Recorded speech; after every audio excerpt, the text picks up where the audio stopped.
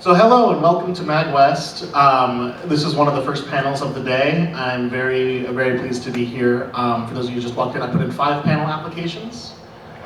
And I had 1 panel last year, expect to get 2 or 3. And Sean, how many panels did I end up with?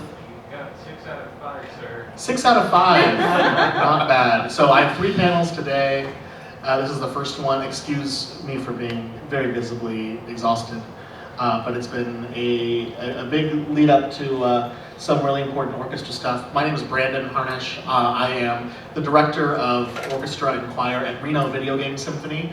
I work full-time as the manager of orchestra operations and social impact at the Reno Chamber Orchestra. A lot of my work has to do with music library, that is to say, maintaining the sheet music that we have, as well as handling rentals of sheet music and preparing sheet music whenever it's needed. So that means that not only am I handling sheet music that other people are sending me, but occasionally I have to make some myself. Not even just limited to making a part happen, but like doing full-scale arrangements. And I've been arranging for VGM in the orchestra scene for the last 6 years or so. Cool.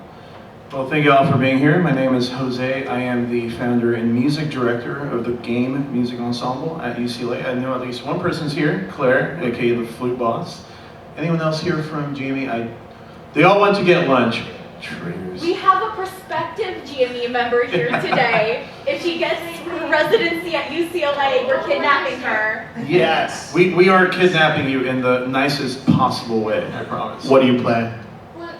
Excellent. Of course, you've recruited another flute player, yes. But anyway, on top of that, not only I've been conducting at UCLA for 12 years now, half of which I think Claire has been principal flute for about half of those. About that much, yeah. I joined 2015, I think I was... Oh, you've been here for 10 years now, yeah, 10 years. Yeah, Can't believe but it's I been wasn't that long. section leader at first. Right. Like maybe by my 2nd or 3rd year. Cool. And beyond that, I do music full time. I'm a conductor, composer, orchestrator, front of house, sound director, technical director. My main specialty is putting on big live performances. I have had massive fire code breaking concerts, primarily for UCLA. Whenever UCLA wants to have a giant show, either in Royce Hall or Schoenberg Hall, that is almost about to cause the fire marshal to come and shoot me in the face. I'm the person they call. So staging is one of my specialties, but I also worked at Joanne Kane Music Services. If y'all don't know what that is considered the gold standard for music preparation. They have John Williams on speed dial. They have the entire collection of all his scores, the original 1970, whatever Star Wars scores they prepared. They have basically the entire film world sheet music collection in their archive. And to this day, that is considered, if you want music prepared for a session at Fox, a session at Sony, a session at Abbey Road, whatever, they're the first person you call. Their library has millions of sheets of paper. And you call them, insanity. and you realize they will charge you $10,000 a cue. But I learned a lot from what I know from working there, but also, I want to say most of what I know has come just from working with GME. Every concert we prepare about 500 parts. So with 6 concerts a year, pre-COVID, about 3 post-COVID, that's a lot of music. So beyond that, I'm also the technical director at First Baptist Church of Glendale, where we also put on a lot of live shows. And here we are at this conference, like Brandon mentioned, doing the community orchestra, which, like I mentioned, all the charts we had were prepared using these same principles. So far we have had very few complaints about the readability of the music, which means I think we know what we're doing. So thank you all for being here.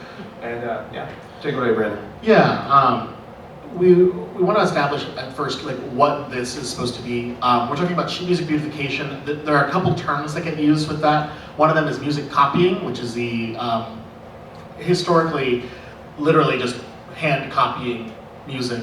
You hear stories about like old classical and Baroque composers doing this by candlelight in the middle of the night. That is one aspect. And then another term is engraving. So up until the digital age, sheet music was produced by having giant plates to actually engrave and use as stamps, kind of, on the paper, in order to create it. Now that we're in the digital age and we have technology, we have so much power to make sheet music look good for people to read, so that it eases in their initial readability, that making sure that things not just look good, but will save time in rehearsal. That's a big part of it, and that they're ergonomic. So, what are you pulling up here? I'm pointing at an example of old school sheet music. I think anyone who's played with, what is going on here? I don't read French. Come on.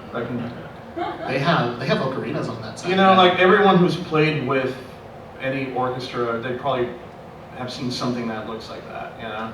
It's just like an old Peters edition. Yeah.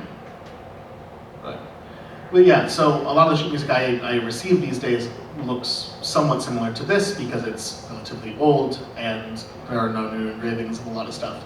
But there are some works, in particular, I'm looking at the Korngold suite, incidental music for Much Ado About Nothing, that has a relatively new computer engraving that looks really, really nice. This is MuseScore.com. How many people have looked at arrangements on MuseScore.com? How many people have been like, ooh, this looks a little jankety? I don't know who you are, Graham. I'm sorry, but this is really jank. Yeah, so making scores look nice aids conductors in their ability to parse what's going on. Making the parts look nice makes sure that there are as few questions as possible in the players' heads, first of all, and then spoken out loud during rehearsal. In the professional scene where I work, making sure that the page turns work well, among other things, is critical. Yeah, the number of violinists who ask me questions about, like, hey, is there a way that you can print like 2 extra systems that are on this other page just so that we can have them to make the page turn better? I saw, I was scanning in the Bizet Symphony in C the other day, and on a horn 1 part that's in our catalog, thankfully, and not a rental, the horn players had cut across the page at a 20 measure rest, kind of like a third of the way down the page. And they're like, so over here you can turn this portion of the page over, so that you can read down the rest of the page and then have the next part available to you, because there is no good spot otherwise. A lot of the work that we do avoids these situations, and I think there's something to be said about the difference between having that sheet music for orchestra versus having something like session parts, or having stuff that's shown on just for quick like reading sessions or whatever it is. Yeah, so let me jump in here, and I want to clarify a few things, especially for the people starting out who would consider themselves like, I'm just getting into arranging, I'm getting into engraving. Like, raise your hand, just like, who considers themselves a novice? Claire, you've been doing this for a long time. Listen, I only figured out like midway through last academic year that I had control over how the score spits out the parts. I'm new to engraving. Great, so we're going to talk about that. So let me jump in here now, and I'm going to assume very briefly, everyone here doesn't know anything, so forgive me. I don't mean to like talking down to anybody, but just to establish what it is we're talking about for the sake of the panel. So engraving is really the last step of what I consider a 4-step process when it comes to creating music for an orchestra to play, or a flute choir to play, or even a piano, a single instrument, right? So there's a few steps that go into it, and whenever people come up to me like, hey, I want to help write some music for GME, or for VB-Go, or for the flute choir, whatever, one of the first things I ask is like, okay, where are you at on that stage?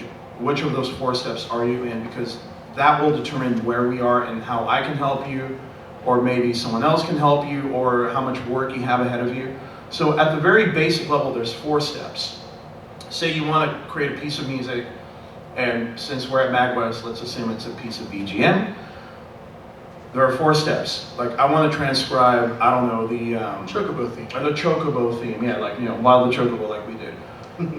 At the very basic step, we need notes. That first step is called transcription or takedown. If we don't have notes, we do not have music, written music. If we do not have those notes, I cannot help you. Like, musicians do not play by ear. We like to read music. People who can play by ear are much, much better than I am, Same. But this is for the classical world or the jazz world. We need charts, so we need to start somewhere. And a great resource, I think we all know, something like Mint Sheets or something, You come in here, and I think this is a great example. Let's see, let's find some Chocobo here. Where is the search bar? This site is so OG, I forget. It looks very different than I remember. Yeah. Well, luckily it's right. Final Fantasy. We don't have to go too far. So let's see. Let's go to 7 because we are 7 theme. There's no Chocobo thing here. Control There we F, go. save me. From Final Fantasy 2. All right. So the Gabister has something like this here. Ignore all my personal stuff. Okay, so that is a very basic example of a transcription.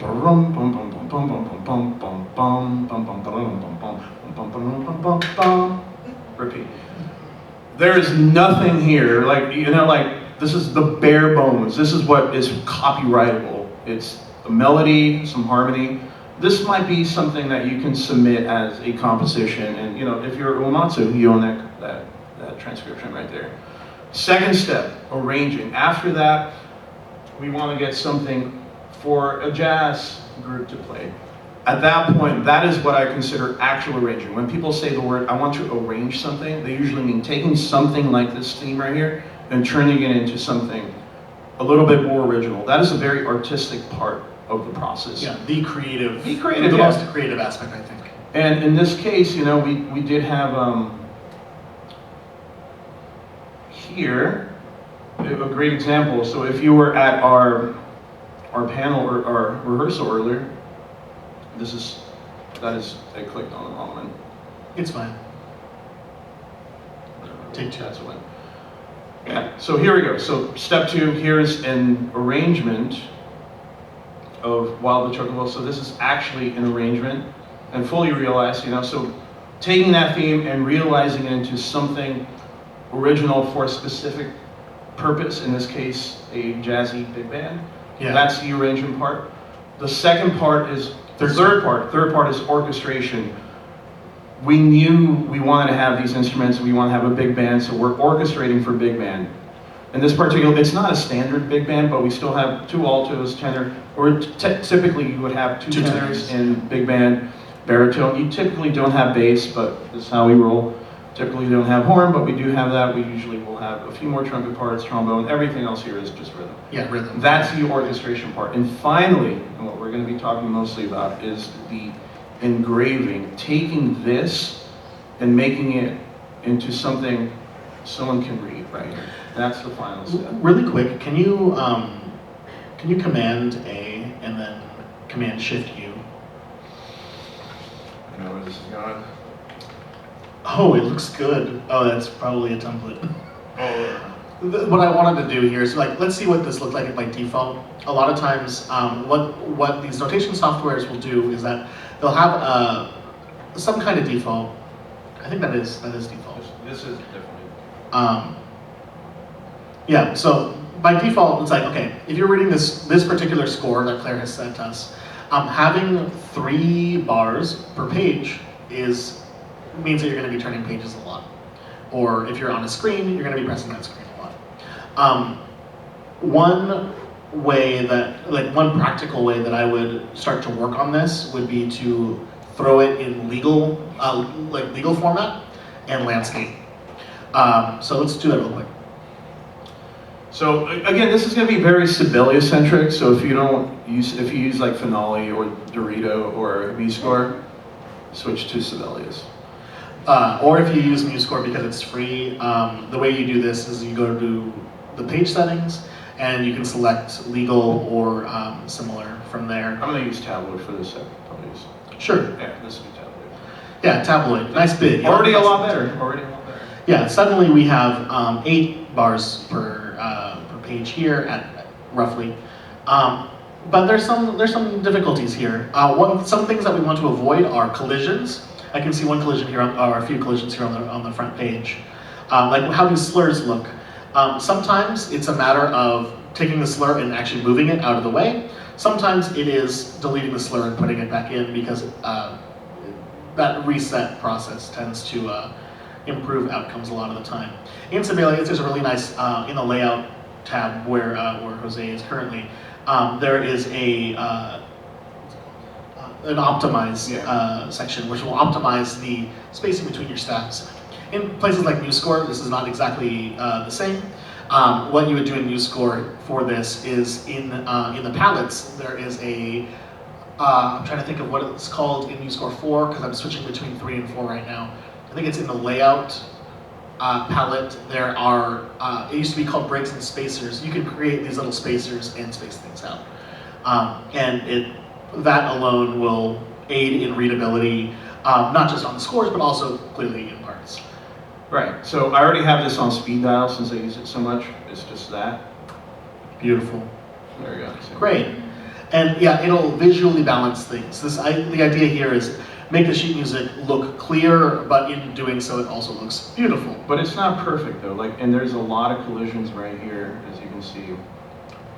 Where are they? Did I undo it? Yeah, anything red, luckily in Sibelius it'll tell you. And then it's right here. Every version they keep changing it, but it's this one right here. Just apply it to the whole score. It'll try its best, but there's a couple of things. Sometimes if this is just a little too dense, you have to decrease the size right here. That'll give it, I don't know why it keeps flickering so much, but the staff size for a score, we can go a little lower. 7 is pretty good for parts. Let's do 5 for this one. It's not the biggest score. But there already, you can already see that it's starting to look a little bit more neat. We can optimize that again. In Sibelius, you can align these. You just pull, usually what I do, I pull the second staff down a little bit, and that'll like automatically auto-align to the next page right here. Yeah. So that's already looking pretty good there. Yeah, the one way that I control for this on parts is that I'll select all of the on a single part, I'll select all the systems on a page except for the top one, and then drag that down, and by default it will try to auto-align them. In something like MuseScore, you have to use spacers. There's no other way, and it's one at a time. This And connection, sometimes, you know, like depending on the metadata right here, you can see this tails right here. I can't even click on it. So here's the trick. You hold Command and you drag a box up there. Hold Shift. Oh and yeah, now, I didn't even know about that. That's cool. and now and hold Command. Now you can pull that down. For some reason, we have 2 titles. So what I usually do, I'll look at this right here, and there's a number of ways. This one is system text. We don't need that. What I actually like to do. Here's a trick. When you know what? I'm just going to do this. Sibelius has a wildcard, Yeah. so you can use for this. We can use wildcard. I'll leave everything unselected. I'll go to text right here. I'll select the style called title, should be right here. Without selecting anything, just click somewhere blank, it'll put it right there. Backslash, $, title, backslash, and it'll pull it from whatever you put right here. MuseScore has similar in their header and footers. In MuseScore, you go to the styles, dialog, and then under header and footer, if you hover your cursor over any of those boxes for the header and footer, it'll give you as alt text, it'll give you all the wildcards that you can use. Right, and the reason I like doing it like this, because when you do it properly like this, and then let's do this for that as well. By the way, thank you, Claire, for this music, but like it was specifically a very bare bones example of a starting point so that we can make it better.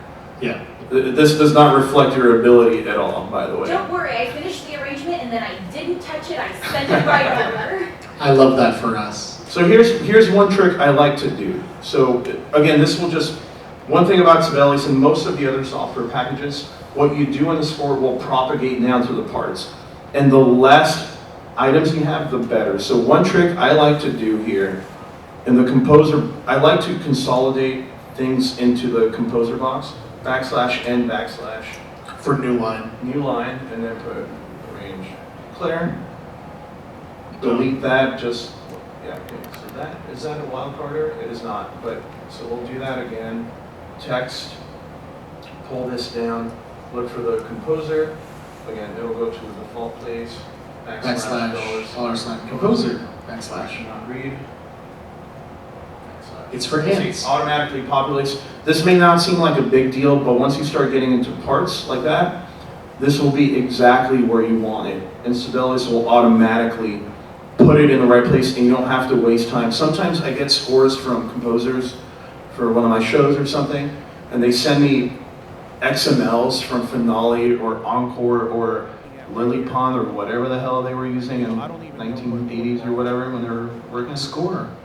And all these items like this will probably be like over here or something like that, you know? So by doing it this way, you allow the software to just put that where it needs to be and you don't have to do it 100 times for every part. So that's already looking pretty good right there. Thing is, I still will. I'll do it if I need to move anything. But that's how it goes. It's part of the. Let me see. I think I how have. it's also- Okay, so I have an XML right here. This is one. I forget why. Oh, because the choir wanted to have the XML for. Let me show you what that would look like here. So if I were to pull that One Winged Angel music. So here's the first thing I would do. Hello. I Beautiful. wish Let there me was make a no bit more than one score at a time. exactly what's going on. But here's the culmination of I've been doing this for a long time. It's trying. Just thinking. And I have so many different styles. Yeah, see, right I got the little- and stuff that Oh no. are not professional as well. My very first So while this is happening, I wanted to give some perspective into what it's like doing this for a professional orchestra. When, or just for a pro group, often I will get 48 I'll get hours, so we can musicians in my orchestra at home that are older and they have a hard time seeing if something is a photocopy on letter size. So in front here, I have on this music stand, and feel free to come up and look at it either now or at the end of the panel. I have two different copies of the same piece of music. A year ago, we did Sweet Bergamask by Debussy. If you're familiar with that, as a pianist, I'm very familiar with it. If anybody's seen Ocean's 11, Claire de Lune is part of that. The orchestration we were doing is 100 years old. It's by this guy named Moten, and there was only a piano conductor score. Leading up to the concert, the conductor asks me, I hate to ask this, but could you get a full score? Who am I to say no? Furthermore, there was no dedicated harp part. This is the dedicated harp part. What I did is I went through and I had to deduce what the harpist was going to do. This also meant that I need to have a working knowledge of how the harp works. Now who here knows how a pedal harp works? With the 7 pedals. If you didn't know, pedal harps have 7 pedals, 1 per note name. Lever harps are different. They have 1 lever per string until it gets too high for it to be useful. Now those on the pedal harp, the pedals can be set on each note name to be in the flat position, the natural position, or the sharp position.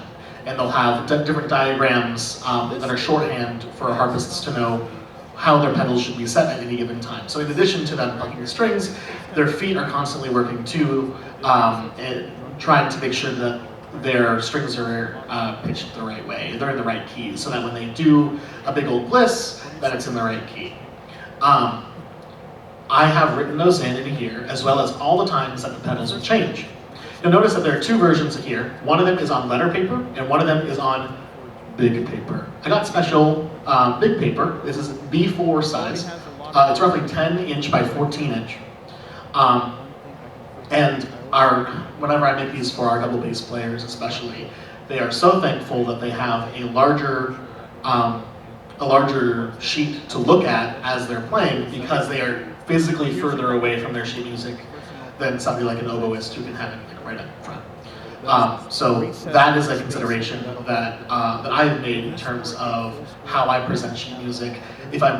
Paper size is really important. A lot of times parts will be, I'll receive them from publishers, and they're not standard paper sizes. They're weird. I get a lot of 9.5 by 12.5. Weird. What I've been doing for a while is printing stuff out on tabloid and then cutting. That, I was like, if I buy paper that solves the problem, it's done. The only problem I run into by doing this is that there is a limit to how big your paper can be before it's comically bad. And a practical example of this going wrong is that I had a pianist who, because of how tall the sheet music was, could not see the conductor. So I was like, very good, I have an inch margin on the top and the bottom. Let me take this back to the office. Problem solved. Did it waste time in rehearsal? Absolutely. Did that cost us a significant amount of time? Yes, it did. Was it fine? Yeah. But in other groups that would have been completely reprehensible and like a why are you trying kind of a moment. So you do your best and you remember that people who are behind it are people, and it all comes out in the wash. So now that you have this up. Yeah. So, and that's one important distinction too, because not all music has the same purpose. So again, Brandon and I do a lot of live concerts, that's our specialty. But there are things you have to consider too as well when you're doing a recording session. One great thing about working with professional orchestras or student orchestras, we get a number of rehearsals. We're at GME, we probably have, how many rehearsals, Claire? Like 8 to 10, depending on the cycle. Yeah, for one set of music. 12. It's so big. When you're recording at Fox, you're spending thousands of dollars per minute just to have the best musicians in LA, or Abbey Road, the best musicians in London. Every minute is precious, so everything has to be perfect, sight readable, with page turns that are not going to be causing sound at critical moments. And basically you get 2 takes. You read it once, okay, that sounds pretty good, and then the second take, that's the one you take home. Especially if you're trying to get through like 20 keys. So very important to keep that in mind. And then it's on the soundtrack. And there's a couple of other things too as well, where when we do concert music, so let's call it concert music versus sessions music. Yeah. In concert music, I like keeping key signatures. In session music, almost never key signatures. Here's one quick trick, and I apologize for this. Not sure what's going on. Oh good, I'm glad you're Not here. sure why. We appreciate your time and effort in troubleshooting, and hopefully this does not persist through the weekend. But fingers crossed. Yeah, So with concert music, yeah, so okay. Oh, we need to record this for our session. Okay, so we got to kill all the key six. So what you do is select everything. You go into key signature, and here's the thing: you do not pick C major. No. There's an atonal no key. That's the one you want. And suddenly, right here, one thing I always do, always select all. I also have it on speed dial. Whenever you do something like that, you need to reset the note spacings, because the additional, I don't know if it's a very subtle change right there, but you see how like this flat right here, for example, is so close to the bar line. When you reset, that's your default. Yeah. Let's see, that one right there. See how it's just colliding right there? Gross. So you want to do that, and it's going to look bad here in the parts as well. So reset note spacing, and that'll help you accommodate the accidentals right there. On the topic of page turns, which was mentioned a little bit earlier, things change based on who you're writing for and how they're going to see the parts. If you're making a booklet or whatever, there's like strict rules about how your pages need to be numbered and making sure that show exactly what you need to on 2 pages so that you can turn it. If someone's reading on a tablet, it gets so much worse because they have one sheet at a time to look at, and sometimes Sometimes you're not going to have a good spot to have a page turn because you only have one thing visible. So So there have been many times where sometimes having a working knowledge of the instruments you're writing for is going to help you in this regard. For instance, writing something for like a trombone that's in first position, you can hold that with your pinky and turn a page, or press a button, or whatever it is. Some people will have the foot pedals, that saves so much time and energy, but if you have an organist, that's not going to work because they're using their feet. That's where you need a page turner potentially, but you also want to like make their life easier and not do a page turn in the middle of a solo or something. Yeah. Ooh, as somebody who's turned pages ad hoc during a concert that I was otherwise working operations for and not being in concert black, wearing tennis shoes, for this beautiful Gershwin but you can also piano concerto. They're all pretty much piano concertos, aren't they? Yeah, no, my life was awful. So the easier that you can make people's lives, the better. Yeah. Well, how about let's make this look pretty. You know, I think we've talked about enough. I think we can just start loading templates and such, you know, here, and get working on some of these parts and stuff we're going to be identifying in real time. I have not seen this piece of music before, by the way. So I know, you know, you and Claire saw it, but I have not seen it. I didn't open it. So a couple of things I'm looking at right here. You know, I don't even know what bar this is. You know, what is that, 8 or something? I'm not sure. One thing I always like having bar numbers on every bar for both concert and session music. You just have to have it. The default right here, and this includes Peter's Editions, old school engraving, is to have bar numbers at the start of each system. Like, we just don't have time to be like 18, 19, 20. Oh, the multi-res, what the? Like, all right, everyone come in. You know, I'll say like 2 before C when I'm conducting, or right on C. That helps. But then what if I were to say, oh, can we come in on 31? Whoever's reading this is in the middle of a multi-res, like, what the?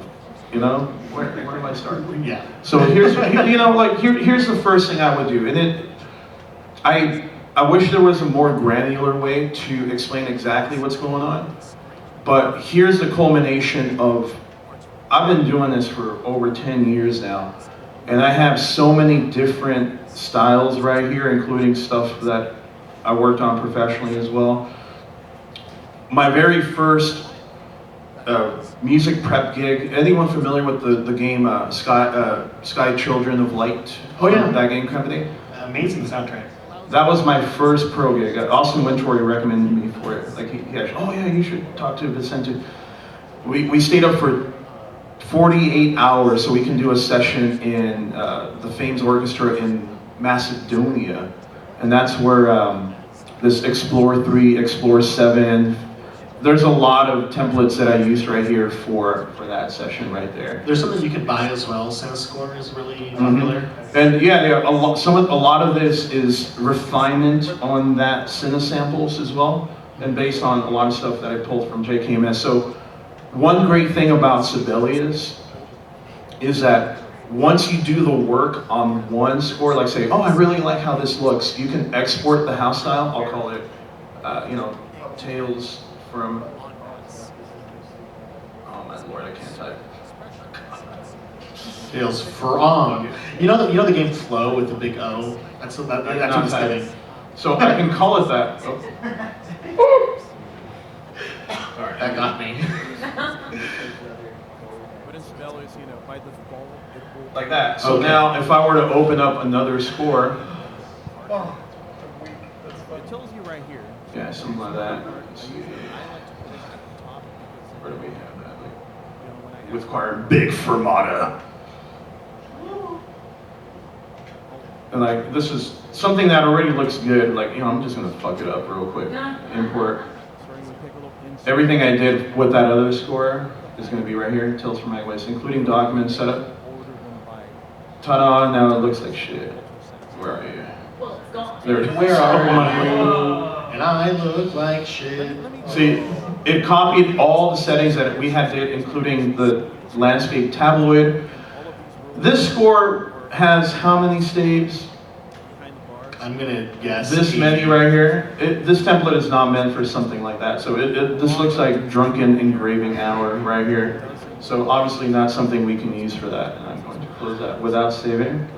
What are you saying about drunken engraving? Well, let me. Never mind, never mind. So the first thing I always do when I get something like this, I'll import one of my templates. The latest version is 24 MuseScore, one I use for my orchestra. I like that. Already has a lot of the things that I'm looking for right here. One thing I can fix already, I always like having this visible. You right click, hide and showing all. I want to show that in the score and in the parts. The parts look absolutely fucked up. We'll get to that in a sec. But here's a couple of things I'm looking at. First thing I'll do, I'll optimize like we said before. That'll help it be a little better. Reset note spacing. That'll help the big. If this were a full score, I want to have another big key time signature. So you go to system object positions because this is no strings. Let's put it on bass flute. This is also possible in MuseScore. Actually, also for, yeah. And in MuseScore 4, it's so much easier than in MuseScore They 3. finally joined us in the 21st century. There you go. That looks nice. I put it on alto flute 4. It takes about 4 staves right here. I hope you and tell that that looks really 20th nice century right Fox. They're still stuck in the 20th century. And look at that. I have this set up already so that we have system breaks every 8 bars. This usually works as a default. That may not always be what you want. And one thing you can do, like say here for example, there's a hanging bar right here before we go into the next section. So something I might do, especially if I'm conducting this, I will select that and select the rest of the system. And I also have this on speed dial. Combine that into one system right there. So that includes that whole phrase, and then at the top of the next page, we're at rehearsal mark 34. And that looks pretty good. There's a few collisions right here. This is what we call an orphan bar over here. Just a single bar hanging off. So I'll select that again and put that over here with this system. This is getting a little crunchy, so another thing I usually look for right here. This is actually too big. So if this is a small flute choir score, I might want to do layout. Let's do this letter size. So now we only have 3. Let's optimize that again. That's looking a little bit better. It'd be nice to have only 2. Let's make the staff size smaller so we can get 3. Oh, dear Lord. All right, Sibelius, what are you doing? It needs a little encouragement. Even with templates, it's not perfect. That's something I can work with right here. Looking a little better. This is probably a little too small, but it's good enough for now. It's good enough for now, yeah. Things I might optimize right here. So this can go down a little bit. One rule of thumb here is you want the title to be down here with the part name and the credits over here at the top of the margins. That helps a lot. It's just good practice right here. We got big bar numbers, really great. It's so easy now to say, okay, Piccolo's at 13. Let's do that. Instead, I'd have to be counting bar numbers, and every minute again costs $10,000 if you're at Abbey Road. Okay, here's another trick. This is where oftentimes engravers have different approaches. I know you like having separate files for the parts. Yes. I like to do everything in one. And the reason why is because I think this is so obscure in Sibelius that a lot of people don't even know it exists. So I'm going to show you some really deep tricks right here. And if anyone wants these templates, I'm very happy to share them with you. These are just files, you know, come and talk to me, I'll email them to you. But I'm also happy to translate it into MuseScore. Whenever I look at, like MuseScore doesn't even work on this computer. Look, I'm going to try to open MuseScore 4 and it hates it. It's going to crash. I've not figured out why, but it's going to crash. MuseScore 3 works, but 4 crashes. That's why I have both versions on this lap. See, 3 works just fine. Oh, there's 4. But then 4 will just like crash every time. On my studio computer it works just fine, but MuseScore 4 hates me. So here's the next step right here. So now we're ready to look at parts. I think the score is good enough for now. If I were preparing this for a performance like we did for the VBGO, what I will do, I'll go through all of these sections logically, and I will want phrases in the same system on the same page. For my own edification, this could be a little lower. In that case, one quick thing I can do right here, go into appearance, engraving rules, bar, numbers, and we are going to need vertical position, maybe let's do 16 relative. See how that just knocked it down just a little bit more? That's going to work great. In MuseScore, so I think it should be mentioned, getting these bar numbers to show up in this way has been a very difficult problem. Usually you can get away with having a separate staff.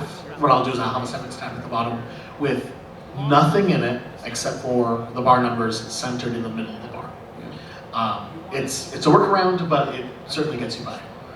So there have been many times where I've been like, okay, I want to do this, and then I accidentally do something like that, and then end up with this drunken mess, you know? So again, one thing is to know what you want, and I've encoded this in this house style. So here's something that's really obscure, and it took me years to figure this out, and you can learn in 2 seconds. The trick with parts, in Sibelius we have the full score. It creates these dynamic parts, which you see right here. Again, I have this on speed dial, I have it on command, bracket it, it'll open up every single part. What you can do, you pick one part right here, and instead of, you would think intuitively, Abbott, if you're listening, please fix this. You would think that you would go into import and pick something right here. No, that's not how it works. You have to go into parts, you have to go into part appearance. In this case, I'm going to give all parts, but you can also choose current part, the piccolo, open parts, whatever, you know, so maybe I added 3 parts, I'm only going to mess with that. All parts into house style, import house style. In this case, I have a separate file for the parts, 24 JNE part, everything selected, and now it's going to apply them to all, and ta-da! These are all the rules. By the way, there's a great book on engraving called Behind the Bars by Elaine Gould. A lot of what you see right here is taken from that textbook, applied rigorously through this engraving rules. All these little things, there's dozens of sub-menus. We don't have enough time to get into them. Yeah, in MuseScore, the way that I get around this, my workflow is usually, and Jose mentioned it a little bit earlier, that I will create I'll have a separate MSCZ file for each and every part. What this allows me to do is that if I need to change something in one part, I can do that very easily and have it. It requires me to open up the score to make changes there and a part file, sure, but the load on the memory of the computer is significantly lower. It allows me the opportunity for something like we're doing. If you didn't know, we're running the orchestra tomorrow. We're doing opening bombing mission from Final Fantasy VII, the very beginning. I have 2 versions of this arrangement that we're doing, one of which has parts for piccolo, flute 1, 2, 3, and then a single oboe. And then for this group, since we have so many flutes and we have an English horn player, I have a separate version that I prepared for the video game symphony in Ohio that has piccolo, flute 1, 2, 3, alto, oboe 1, or an oboe and then English horn or something. So it allows me that flexibility to say, oh, well, I can hybridize from both of these. Like, what do I want to take from one? What do I want to take from the other?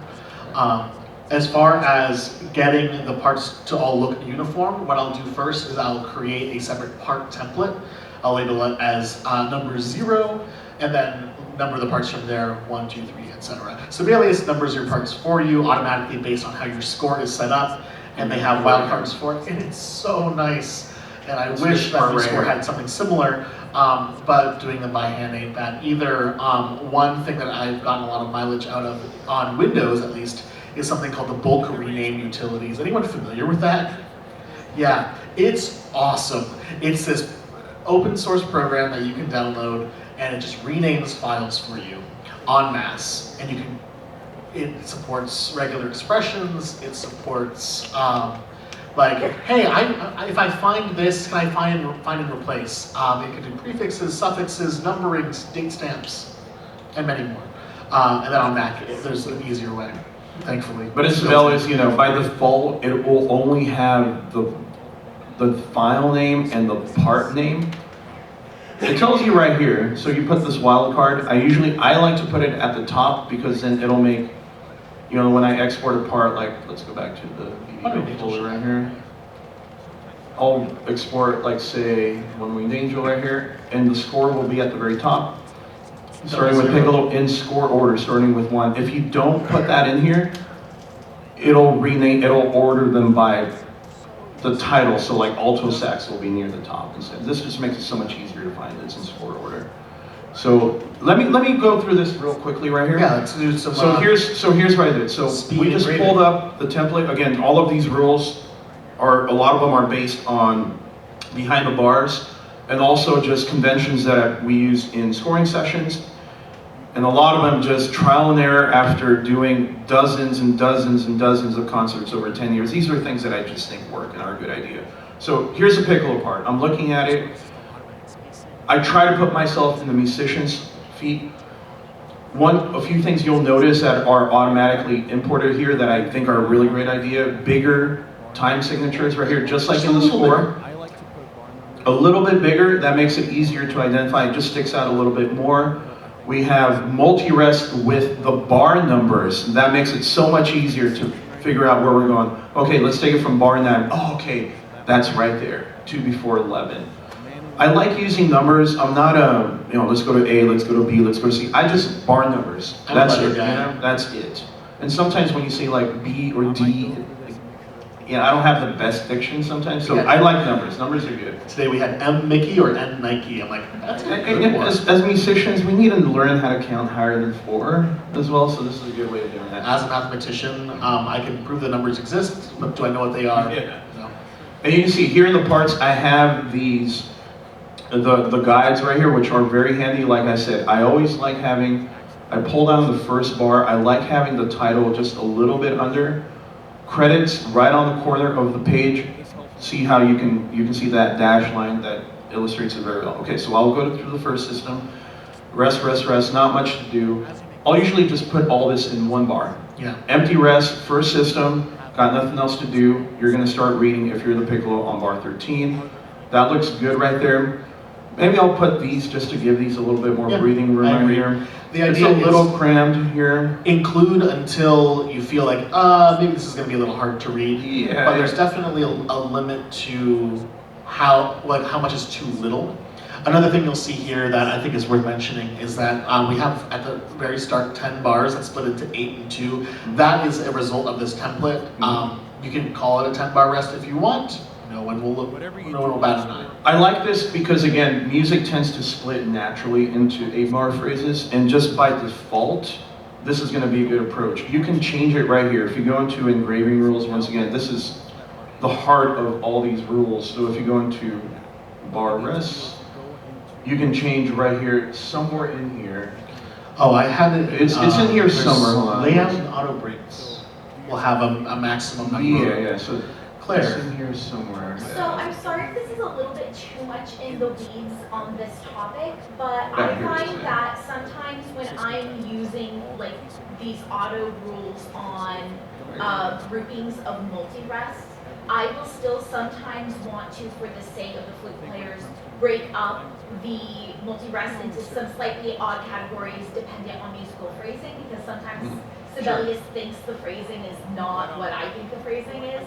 And I have only found some very incredibly janky systems thus far for trying to manually regroup those bars, and I was wondering if you had any guidance on that.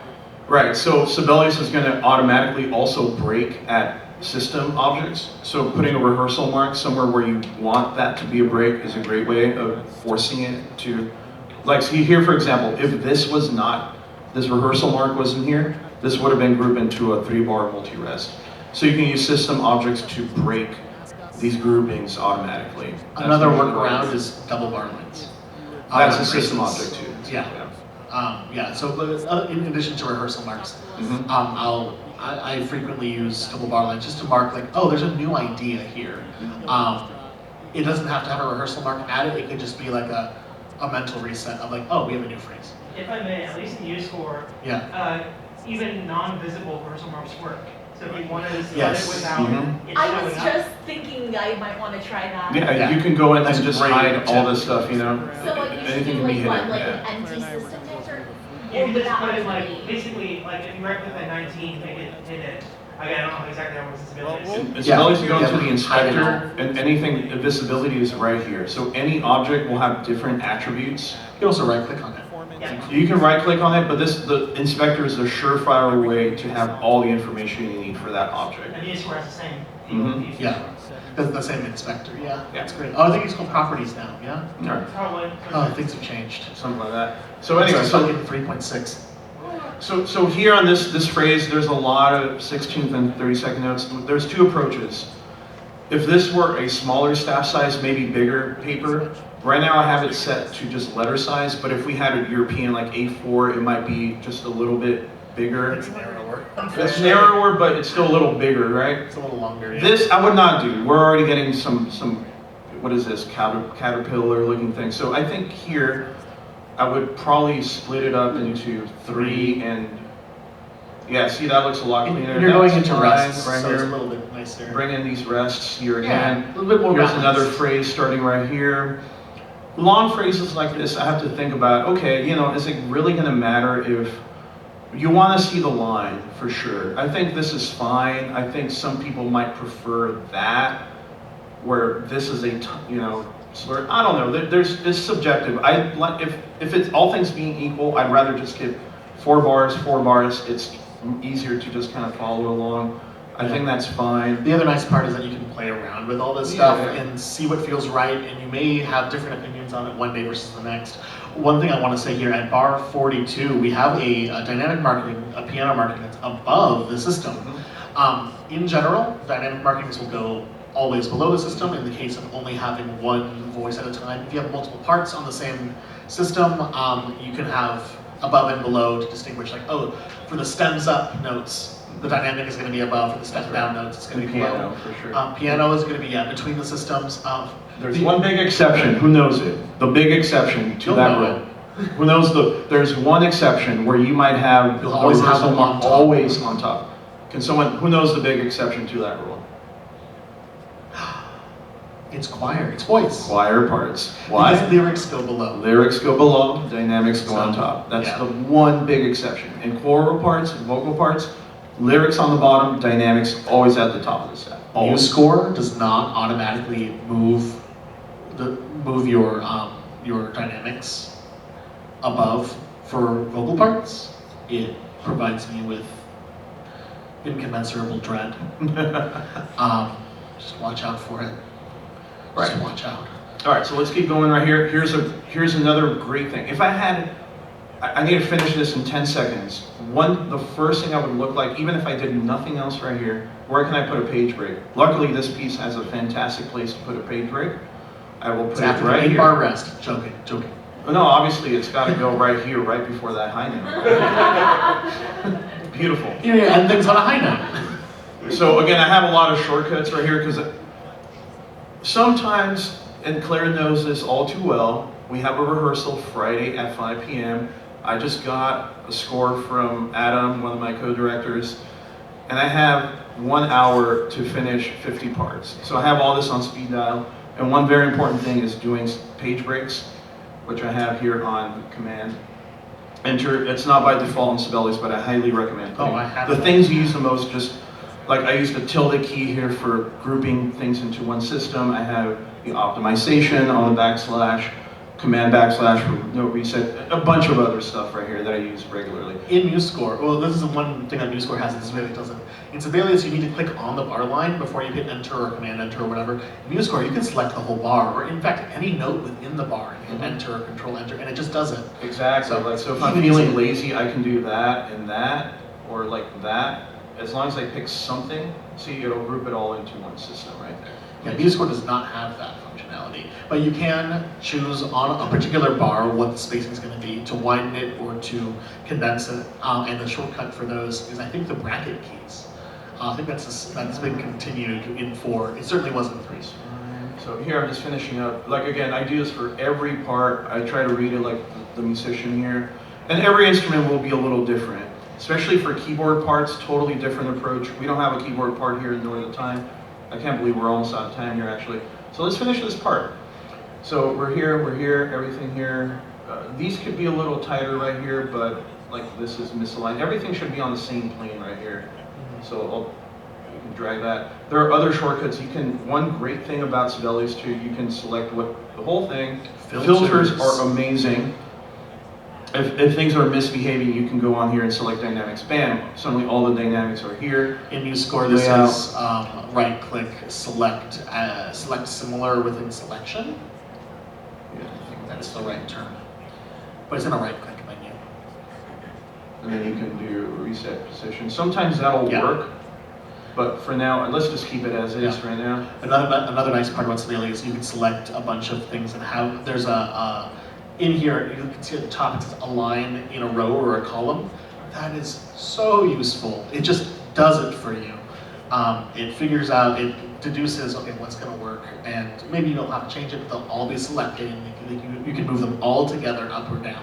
Oh, I see what's going on right here. This big slur right here, this tie, made everything kind of like get janky right here. So one trick you can do, this is the culprit right here. You can go into layout, freeze position for that one. It'll ignore the magnetic layout, and then I'll just put it right there. In MuseScore, this is called automatic spacing, Mhm. and you can select any object and turn on and off. You can toggle automatic spacing. And yeah, and that'll remove that object from the plane of the bar numbers. All the other bar numbers are fine. I like to put bar numbers right on the bar line. Some styles like to put it in the middle. I think that's bad because you're more likely to have collisions in the middle. Yeah. This is an exception right here, but that is literally an exception rather than the rule. So that one I'll deal with that. Manually, I'll put it right between these two slurs. Perfect. Yep. And that looks good. Another thing, because we switched into atonal, I might go through this and make sure everything makes sense within that key. Where I think we were in the flat key originally, so that looks fine. And then, what the? Ooh, an F flat. Did not retain the atonalness right here for some reason. So let's do that. I mean, you can keep time signatures. I'm not sure why it's not respecting, but we can just delete How that. disrespectful. How dare. So we want to make sure those accidentals are spelled correctly for that key. We were in many sharps. Again, you can keep the key, but this helps me illustrate There. a number of things that could go wrong Or right have here. another adjustment of spacing there. Yeah, so so I'll- as you make these adjustments, Fix that. having the spacing be reset and like taking a look at are there any new collisions that show up as the layout is being made. That's something to constantly watch out for. In MuseScore, they have a nice thing that's having a gap before a certain object, and I get so much mileage out of that. Even half of a space is enough. So here's another thing to know about Sibelius too. It works on a trickle-down system, actual trickle-down score economics. Whatever you do on the score will trickle down to all the parts. So if you're doing, okay, I want this to be atonal, no key signatures, don't do it in the parts the way I just did it, because now when I go to the E flat part, guess what? All the key signatures are back. What you need to do is you go into the score, and if I were to delete them here, now every part, now they're all deleted. So do yourself a favor. I usually don't look at parts until I fix everything that's universal in the score. I won't touch the parts until all the notes are in, all the system text is in, all the key signatures, time signatures. Because if you don't do it in the score, you're going to be redoing that work every time for each part, and that's going to waste you time. I think when it comes to engraving, time is very important. And you can only stare at the screen for so long. You know, I start bleeding from the eyes after a while. You know, here's another orphan bar. Oh. But we can keep going. I think this is a pretty good piccolo part. What do you think, Claire? I think it looks pretty nice. Yeah, you know, I think, you know, one thing we have the privilege of as well, like, I'll usually put out a V1 if a player wants a change, like, hey, I just really want this, we'll make it, you know? You don't get that luxury at Fox, you don't get that luxury at Abbey Road, nor at MAGWest, because we only get one rehearsal. But it's the things I will take into consideration. We're pretty much out of time. Do we want to open it up for questions or any last remarks? I'd say that if you have questions, please come up and ask us. I'm pretty sure there's something in here right after this. If you would like to get more info about the stuff that we do, come talk to us. We'll be here all weekend. A reminder that we are running the orchestra tomorrow. The Vivigo Orchestra, in collaboration with Co-op Choir, as having our performance on the main stage tomorrow at 3:30 p.m. Hope to see you there. It's all Final Fantasy VII, so hope you enjoy. All right, well, thank you all for being here.